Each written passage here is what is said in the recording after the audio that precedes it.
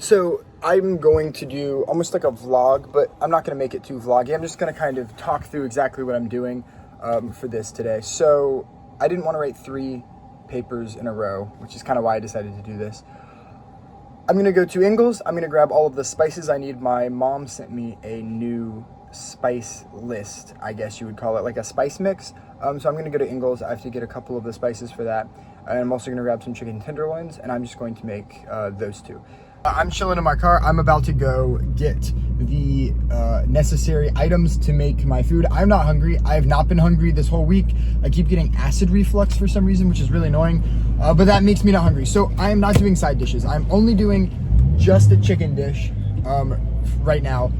I don't even know if I'm gonna eat it. I'm just gonna make it. But anyway, I will check back in once I've grabbed everything that I need. All right, I'm by all of the spice aisles. You can see this. This is probably gonna be a chicken rub that I make a lot of times. I've heard from my mom that's really good, and she's made it for me. All right, I also got my probably extremely unethically sourced chicken. All right, I think I have absolutely everything I need to get started. So first off, I have this, which is a container that I can put it in. I got this recipe from my mom, and so I have written on here exactly what goes into this. So it's brown sugar, paprika, coarse salt, black pepper, garlic and onion powder, cumin, coriander, and cayenne pepper. So I have all of those here, and then I have brown sugar here, and then I also have this chicken. A fun fact about the chicken, I always get the tenderloins with the like little white part still in it, because I can rip that out with a fork super easily. But I'm gonna go ahead and mix these spices into my container real quick. Okay, I just finished up with all the spices. I made a small amount. The brown sugar is clumping a little bit. Focus. Focus, there we go. The brown sugar is clumping a little bit, but I don't want to make a ton because I want to make sure that the recipe is good first. But also apparently use dark brown sugar, which is kind of interesting. Also, here's the absolutely lovely recipe. My phone refuses to focus. I promise. There we go. All right, so there's also a million ways you can make it. You can do stovetop, you can do oven. I'm going to do stovetop. So you see they have this little white thing. If you take a paper towel, and I thought that everybody knew this because I started doing this and my mom didn't. So maybe I'm just rehashing old info. This is one of my favorite things that I do when I'm cooking. If you grab that white thing and then you thread a fork in between it and pull, you can rip out whatever the like tendon thing is, and then you're left with just shredded chicken. I checked at the store. I paid $4 for this, and if I had bought the exact same amount, but with this pre-shredded, it would have, or cut out I guess, it would have cost me $7.50. So you save $3. There's only 5 pieces, so I'm just going to continue to talk the whole time. So you save about $3, and it takes maybe 30 seconds of work, maybe 35 or so.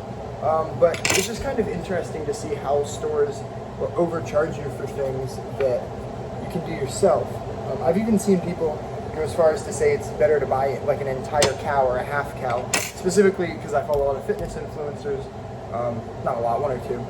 And there are a couple of them who help with nutrition, and they will say that you can buy a whole cow and pay pennies on the dollar for pretty much the same cuts of meat, and you can just process it yourself. So that was maybe a minute of work, and now I have this perfectly good bowl of chicken, and I'm gonna go ahead and drop my spices in. All right, I just finished mixing. It looks, I think, really good. I think I dumped the entire spice thing in. As you can see, it's empty now. So there are a little bit extra spices in here, but I like my chicken a little extra spicy, full of spice, seasoned, however you'd like to say it. I also have organic olive oil. This is one of my roommates. I would not splurge for the extra virgin organic brand, even though it is great value.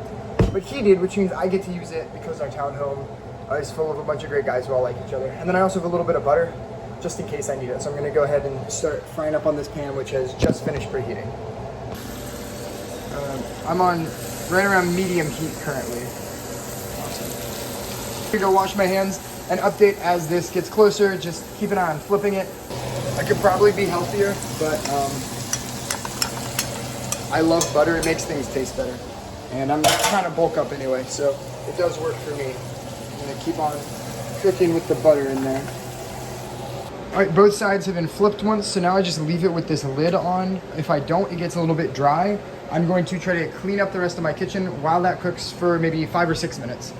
Let it boil down a little bit. I'm not sure. Whoa, look at that.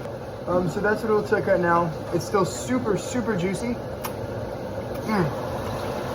I'm licking my fingers because I do know it's done. The rest of it looks like this. Alrighty, and there we have it. We have a full plate of chicken. I've already tried it, but I'll go ahead and give a little taste test. Oh, I tried to pick it up and it fell apart in my hands a little bit. It is really, really lovely.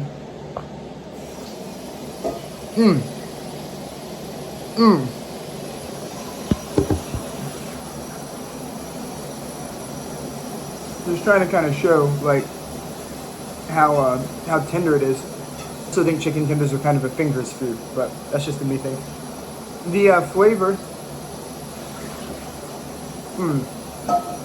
it's a little sweet because of the brown sugar, but I added about double the amount of cayenne pepper because I like it a little bit spicier, and I can tell because it kind of has a kick, but the spicy kick isn't too heavy.